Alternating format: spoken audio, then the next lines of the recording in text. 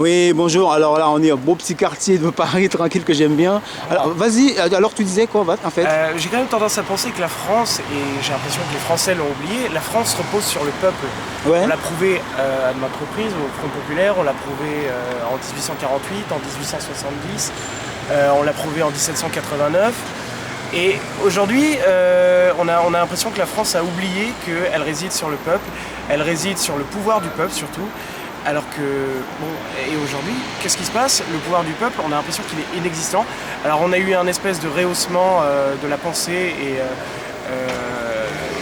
une sorte d'érosion de la pensée unique lors des attentats, mais en 15 jours c'est fini quoi. Qu'est-ce qui se passe après? Je veux dire, la France dans 10-20 ans, elle va En fait, vous en parliez tout à l'heure, hein, la France dans 10-20 ans, elle va... Moi je pense que ce manque de choix démocratique est principalement dû à une, comme tu disais, à une espèce de pensée unique qu'on inculque par les médias, par les discours des politiques qui sont quand même globalement tous les mêmes et qu'on n'ouvre pas le débat. C'est vrai que la liberté personnelle est complètement...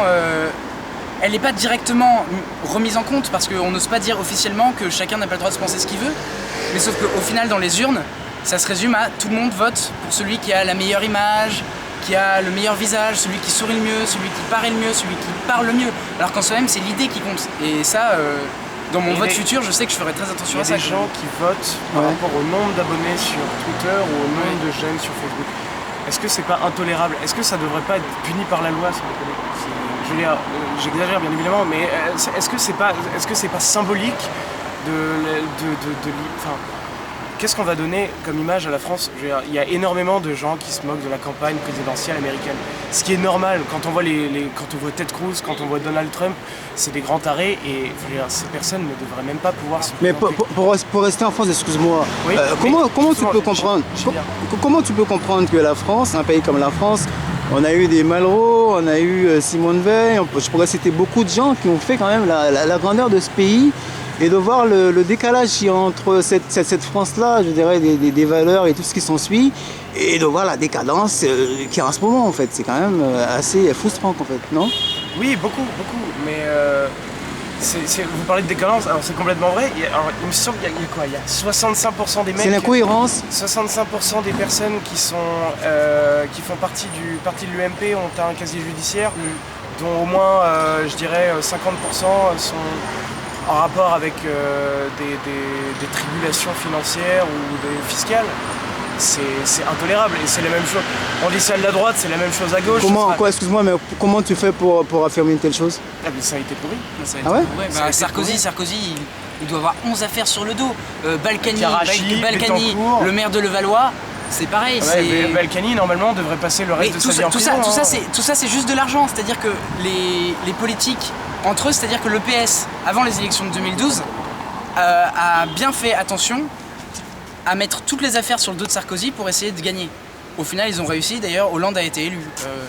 Pas haut la main, mais je dirais que c'est grandement grâce à ça. C'est-à-dire que si on a envie de cacher quelque chose ou si au contraire on a envie de le faire réapparaître, en l'occurrence une affaire judiciaire, on met un peu d'argent, on met une valisette et puis voilà, c'est terminé. Vous en tant que jeune, alors, pour demain, en fait, par rapport à tout ce malaise et ce mal-être français, qu'est-ce que vous proposez, en fait, pour la jeunesse, pour que demain ça puisse aller mieux, en fait? Qu'est-ce que vous prenez, en fait? S'ouvrir. Pour moi, il faut s'ouvrir. Pour moi, faut l'Union européenne. Bah, d'ailleurs, l'Europe, en ce moment, c'est en train de complètement se disloquer et le rêve européen, qui était celui de nos parents et de nos grands-parents, est complètement en train de se disloquer. Et moi, je suis totalement pour une fédération européenne avec une armée commune, une monnaie commune. Ah ouais, ça c'est intéressant, ça, ouais. Et vraiment réunir tous les pays en un seul, c'est-à-dire faire comme les États-Unis. Les États-Unis d'Europe. Chaque État a le droit quand même à un certain pouvoir judiciaire, tout quand même en gardant une politique commune vraiment très puissante. Et toi, qu'est-ce que tu en penses par rapport à ce qu'il vient de dire, en fait? Moi, je serais pour, je serais pour que l'utopie soit prônée et que le rêve soit allégeant, quoi. L'utopie soit prônée, mais c'est-à-dire clairement, c'est-à-dire aujourd'hui, l'utopie, c'est un concept, c'est limite devenu littéraire. Ouais. Ouais. C'est quelque chose d'artistique. Non, pourquoi est-ce que c'est artistique? Non, il faut pas. Pourquoi est-ce que l'utopie, qui est quand même la base du bonheur, doit être abandonnée par les hommes? Genre, c'est complètement hippie, c'est complètement rêveur. Mais imaginez un monde où les gens se tiendraient la main et on pourrait... On en parlait tout à l'heure, tu dis bonjour à un mec dans la rue, le mec est halluciné. Oui. Le mec est halluciné. À Paris, les gens ne disent plus bonjour. Moi, quand je marche seul dans la rue, des fois, je me fais une expérience à moi-même. C'est-à-dire que je dis bonjour à des gens comme ça dans le métro. Les gens me regardent, limite, ils savent même pas ce que ça veut dire bonjour. Ouais. Je veux dire, à un moment, faut... Enfin, j'ai pas... Après, là, on va nous traiter de hippie, etc. parce qu'on a une espèce de rêve. Mais ce que je veux dire, c'est que, enfin, vaut mieux avoir un doux rêve que plein de petits cauchemars horribles. Sans possibilité d'envergure derrière, sans avoir un but, quoi. Est-ce que cela voudrait dire, pour amener ça à vous en tant que jeune, est-ce que vous pourriez dire que vous vous sentez en fait privé de rêve en fait par rapport à tout ce qui se passe? Oui, complètement. On a fait place à l'individualisme, on a fait place à la compétition. La compétition est devenue normale.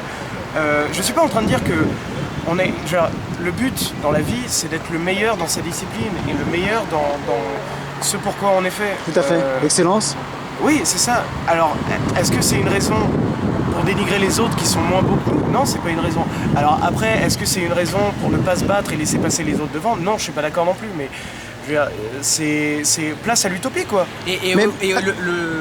Aussi pour revenir sur ce qu'il était en train de dire, c'est-à-dire que la société aujourd'hui dit il faut que tout le monde soit parfait, que tout le monde fasse des études supérieures incroyables, des CV hallucinants.